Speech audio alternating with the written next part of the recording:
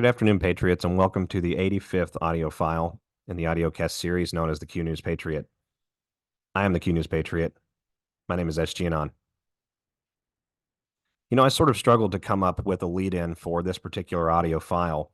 The quickening and pace of events that have now accelerated over the last 10 to 14 days here in the world made it difficult to iron out and focus specifically on a single topic. It's difficult to encapsulate, Patriots, just how fast we're going and just how much progress we are making on the battlefield, because we do see, again, a dual and even sometimes a multi-angular reality situation being created here in the Western world, both in the digitized online space as well as the physical real world space, which for the first time have proven themselves to be quite different in their conclusions. As we look at events like the rededication of Notre Dame on Pearl Harbor Remembrance Day in American history, or the beginning earlier this week, the soft start, if you will, of the Pacific Campaign with events on the Korean Peninsula, or the IDF itself being plank-walked as pirates for the world to see, making categorically disastrous countermove decisions in front of the entirety of the population of the planet. We have to keep in mind that we, the people, are reclaiming the pulpits of power, influence, and mental and emotional control, as well as destroying the physical infrastructure that our enemies have utilized to torture us and to hide from the events they've spawned off here in the world for thousands of years. Without further ado, Patriots, I don't want to take too much of your time today. We're going to hit upon each of these issues. What's very interesting is the irons I've had burning in the metaphorical research fire over the last several months are now beginning to converge and come public into the fore with reasoning and context added to them. So without further ado, again, let's get right to it. One of the very first things I want to highlight for everyone out there is the gravity of events that happened just a couple of days ago with respect to the rededication of Notre Dame in Paris. We have to remember that that particular building was initially shut down because it was functioning essentially as a large power plant, a generator for a very dark portal that had been opened there in the essentially what amounts to the catacomb areas beneath the church and tying into the underground tunnel system there in Western France and certainly underneath the city of Paris. And one of the things that I find absolutely compelling, Patriots, is we saw with this rededication the physical, the visible, maybe is the best way to say it, capitulation of President Macron away from the Illuminati control structure and into the camp, believe it or not, of President Trump. If we come and we look at the actual video being published, this was published by, I believe it was Sunday Today. That's a function, if I'm not mistaken, of NBC News Network. We can clearly see that there has been a shifting of loyalties, and that shifting of loyalties was visually confirmed for us. Allow me just a moment here to pull this up.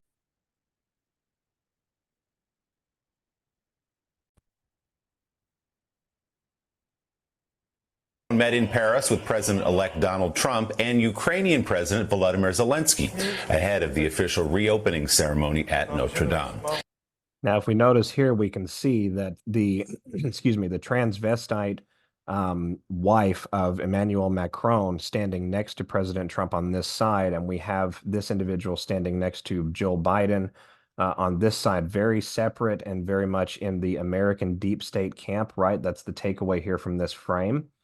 We're going to move forward just a little bit. I'm going to skip through some of the on-the-ground commentary, but I do want you to hear some of what this gentleman says with respect to positioning. They actually go through enough trouble to highlight the significance of this in an indirect way, even on the mainstream news broadcast that I've pulled up for each of you here.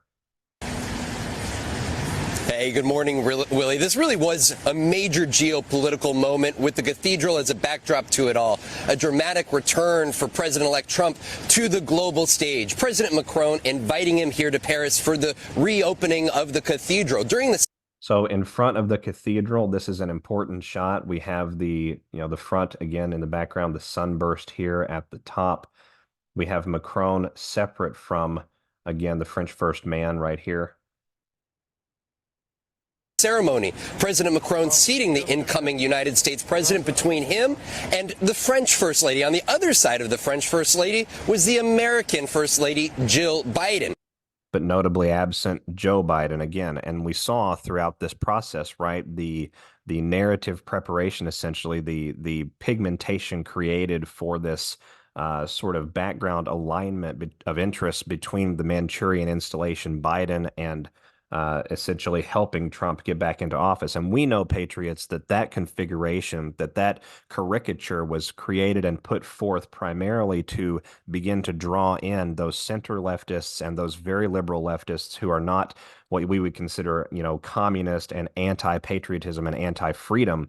It was designed to get through to them that this was a much broader infiltration operation that had, of course, plagued both sides of the political aisle. Let's continue.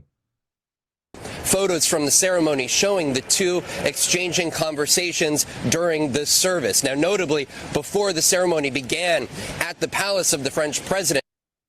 That is a controlling handshake, elbow superior to the other individual's hand and elbow. This is, and again, coming in from this way, we have lever control. This is I don't know if I would call it a Masonic handshake, but I would absolutely call it a symbolic gesture. It's important that it's happening right here in front of the main doors to this building.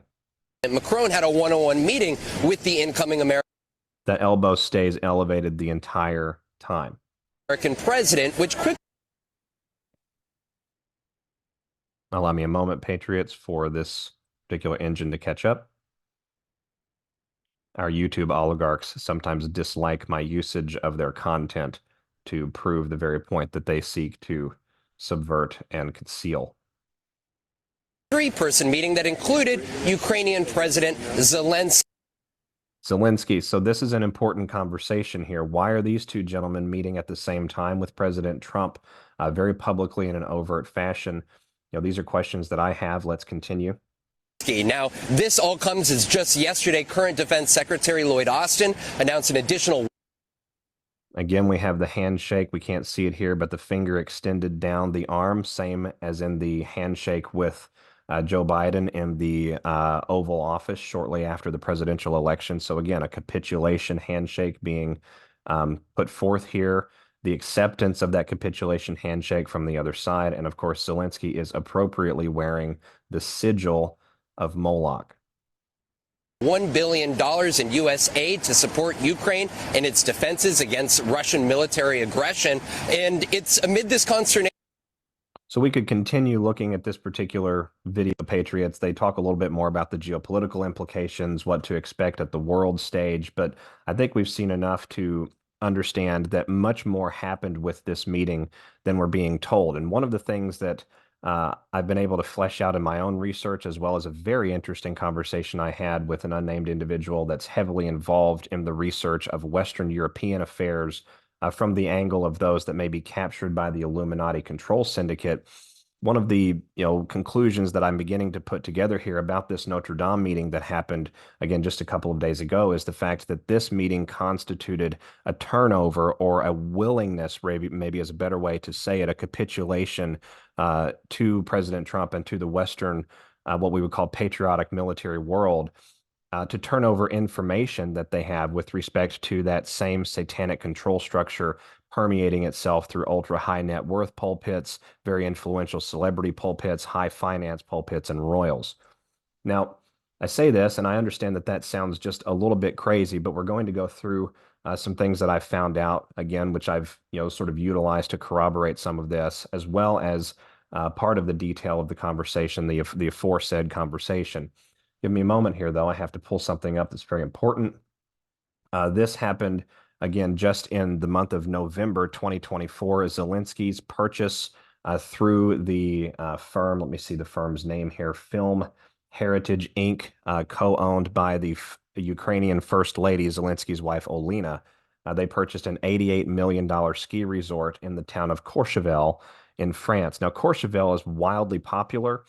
This is an arena in the French Alps, not an arena, this is a ski resort, excuse me, in the French Alps that has been essentially a pellet to ultra high net worth people. If we come back here, a Daily Mail article from last year, a 2 Michelin-star restaurant, a sensational pool, and Brigitte Bardot inside legendary French ski hotel Les Chabichou, a stellar property in Courchevel, 1850. Let me go down here.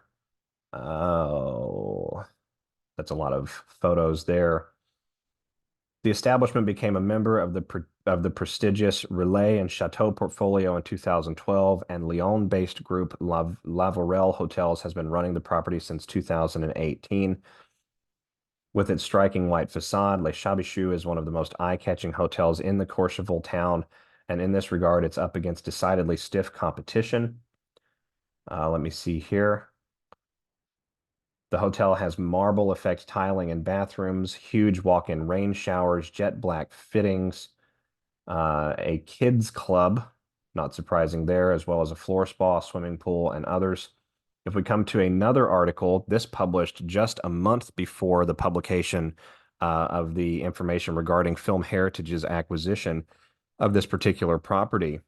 A chalet girl at one of the world's most luxurious ski destinations shares what the winter wonderland for the wealthy is like. Take a look around. Now, that's interesting that Zelenskyy and the Zelenskyy First Lady, who are also in humanitarian associations with the Clinton Global Initiative and the Clinton Health Access Initiative there on the ground in Ukraine. I find it very interesting that these individuals would go after this particular property. Nestled in the French Alps is ski resort Courchevel. Within Courchevel are 6 villages, including one that attracts ultra-high net worth travelers, Courchevel 1850. Let me come down here just a little bit. In December 2021, Miss India Hoggs, 22 years old, quit her corporate job in London, packed her bags, and went to Courchevel. She went there to work as a chalet girl. There, she worked in a 5-star chalet that cost between $83,000 and $104,000, excuse me, per week. As a host, Miss Hogg catered to wealthy guests during ski holidays. She was often on slopes exploring the ski resort, and she chronicled her journeys on Instagram and TikTok. Let's go down a little bit further here. Courchevel is located in the Three Valleys area of the French Alps. This is the world's largest ski resort area, and together they have cumulatively more than 375 miles of ski runs. Courchevel is also located down on the furthermost eastern side of the Three Valleys and is the closest to the international borderline. It has 6 different villages. There's our symbolism, Patriots. 5 are named after their altitude in meters, and the 6th, Saint-Bon, is the birthplace of Courchevel and is not connected by a chairlift. Let me come down here. The picturesque hamlet of Courchevel 1850 is renowned for being the height of luxury. Wealth is experienced across the village, and Courchevel 1850 is valued at around $2,700 per square foot in real estate and ranked one of the world's top ski resorts. It has a reputation for attracting celebrities, royals, Russian oligarchs, and high net worth individuals. Now, it's very interesting then that it has a tendency to attract, these types of people, Patriots. We know that throughout the French Alps and, of course, other, various topographical regions in Western and Central Europe and all throughout the world, mountains and valleys are often utilized as corridors for both good and bad behavior. Just a couple of years ago, a Ukrainian businessman and former politician was actually arrested at one of the hotels in Courchevel 1850, and this man's name, believe it or not, was Konstantin Zhivago. This was an individual who was believed to have embezzled more than 90 million euros as former chief executive of a mining company. And we know that mining companies, again, Patriots, often profit and utilize slave labor and child slave labor. It's one of the reasons that we've seen the play out of things happening worldwide in both the civilian and military spaces. Many of the objectives that really need to be brought to heel and brought under control function in both military jurisdiction and civilian jurisdiction. And this would be an example, just a microcosmic snapshot of why that is. But here's where it gets even a little bit more interesting, Patriots. Courchevel itself is known to attract, guests and celebrities and high net worth individuals across all of these aforementioned arenas. But some of the individuals by name include Christina Aguilera, Lionel Richie, Victoria Beckham, William and Kate, Pippa Middleton, Kate Moss, and many others. And so this is an area of conglomeration where individuals that would have knowledge or would at least be either only a degree or maybe 2 separated from some of the worst criminality imaginable are often found conglomerating together with one another in Courchevel, Courchevel 1850, which is clearly a ski resort designed purposefully to price out 98% of the rest of the world. In other words, you just simply cannot afford to go there and spend time at these parties and see the things that are actually happening unless you're already a member of the club. And so over these last 4 years, I've been collating, really over the last 2 years in a massive way, but certainly over the last 4 years, I've been sort of collating and archiving where a great deal of shallow earthquakes are happening around the world, and the French and Swiss Alp area, which of course includes this region that we're talking about right now, is one of those. I wouldn't call it epicenters, but I would call it focal points of operations, and that lends me to believe that we have underground systems being tunneled here, or excuse me, underground systems being targeted here with some of these earthquakes. Some of these earthquakes are as small as 3.2, and they're as big as 7.3. I haven't found any more in that area over the last 36 to 48 months having a greater magnitude than that. But for those out there that have been tracking that, I think that they would be able to corroborate at least some of this. Give me a moment here.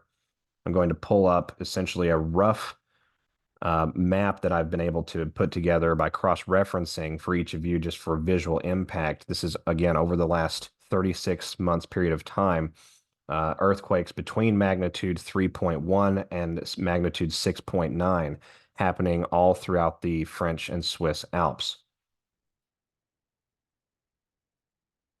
Allow me just a moment here. I have this pulled up. All right, so here you can see on your screen, we have a snapshot. This is eastern France. Lyon is over here. The Italian border runs right through here. This is our French and Swiss Alp countryside right through here. It goes all of the way up to Liechtenstein. Liechtenstein has a very interesting overlap with European royals and some of the occultic chain of command that exists there in Western Europe. But look at how many we have all through this area of far eastern France in the Alps area, where we have this sort of tri-state border region coming together near Mont Blanc. Now, Courchevel is right down here, just to the southeast of a place called Albertville.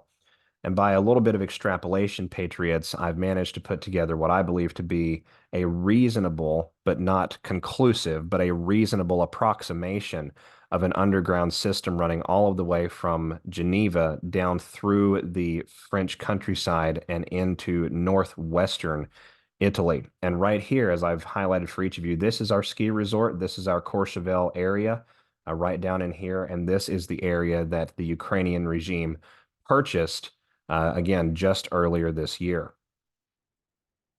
So it's absolutely fascinating what they might find after being able to get in there with their own individuals, perhaps facilitate data collection and surveillance, and what they would be willing to turn over in exchange for some amount of mercy or some amount of restraint being shown in the eventual punishment that, of course, is going to come to the individuals that we're seeing on the public stage. Nobody playing the game gets a free pass, but allowing all of the rats to sell one another out for increasing levels of cheese as a reward is certainly the process that we're living through. It's certainly the process that we have been living through.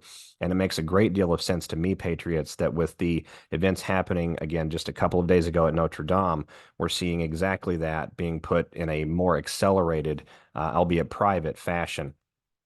And when we talk about acceleration, one of the things we absolutely have to talk about are the events that occurred on the South Korean peninsula just earlier this past week. The rollout of a very brief, as a matter of fact, I think it was just for an hour or a couple of hours period of martial law there on the South Korean side of the peninsula there. That particular event, Patriots, is, in my opinion, it constitutes the soft start of the entirety of the Pacific campaign, and it cannot be overstated in its importance.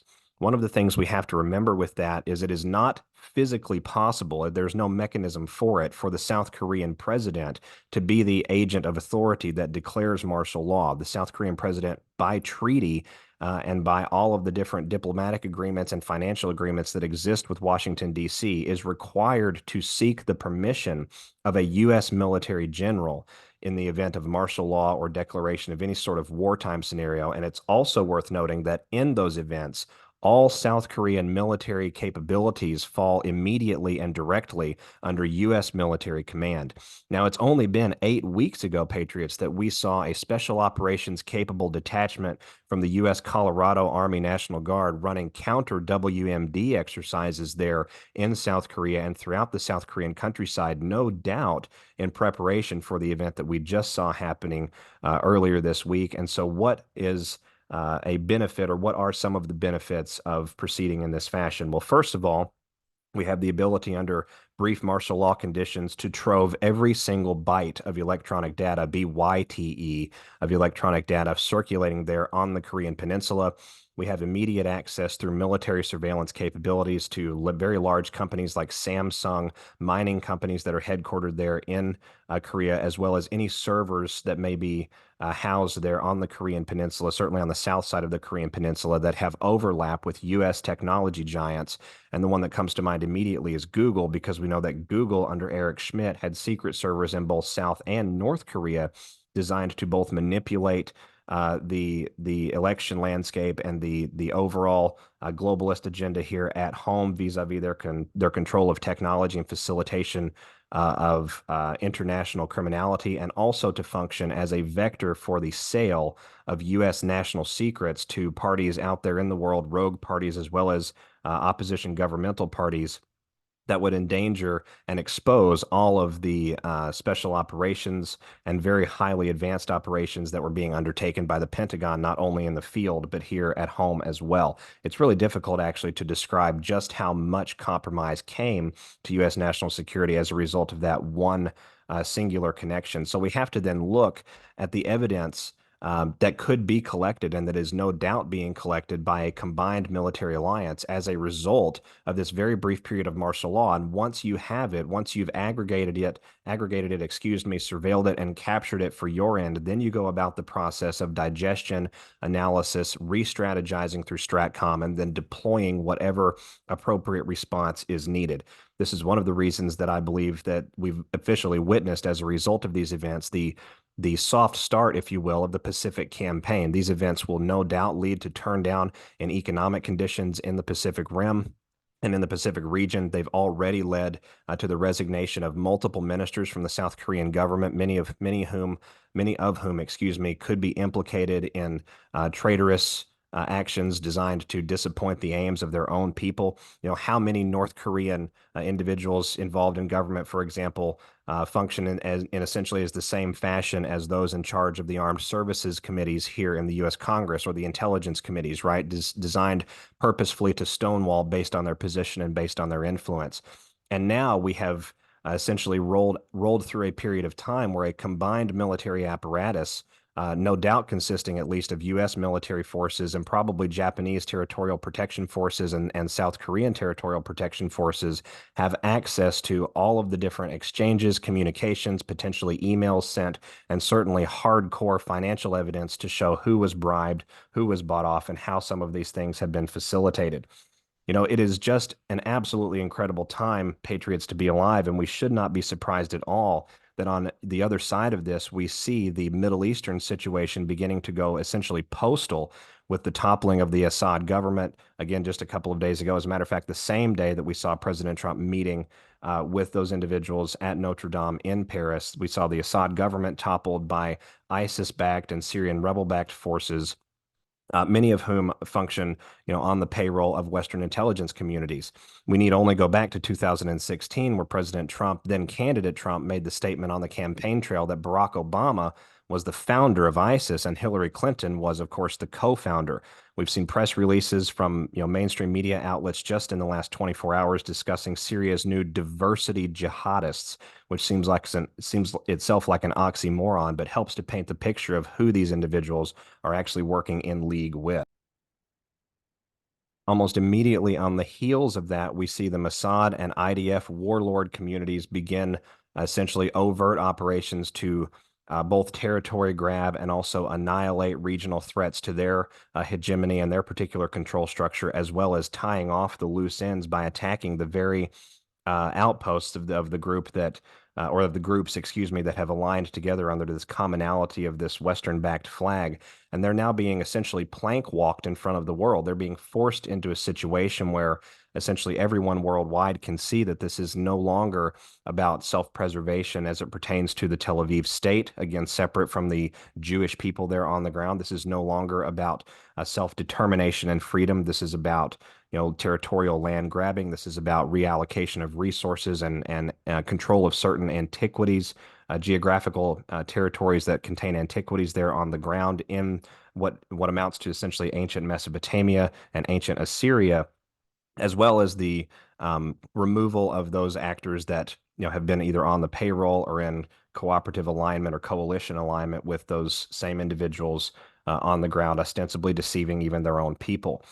To describe the times that we're living in, Patriots, as anything less than magnanimous, I think lends itself to the idea that we're just not looking closely enough. When we look at the behavior of silver markets in response to all of this happening just over the last few days, a surge of nearly 5% on the day for markets worldwide, which is quite massive. The behavior of other crypto markets over the last 2-week period, the behavior of oil markets just in the last 72 hours, the movement of North Korean and Russian assets further into the fields and in the encampments along the Ukrainian front lines, clearly preparing for a large offensive.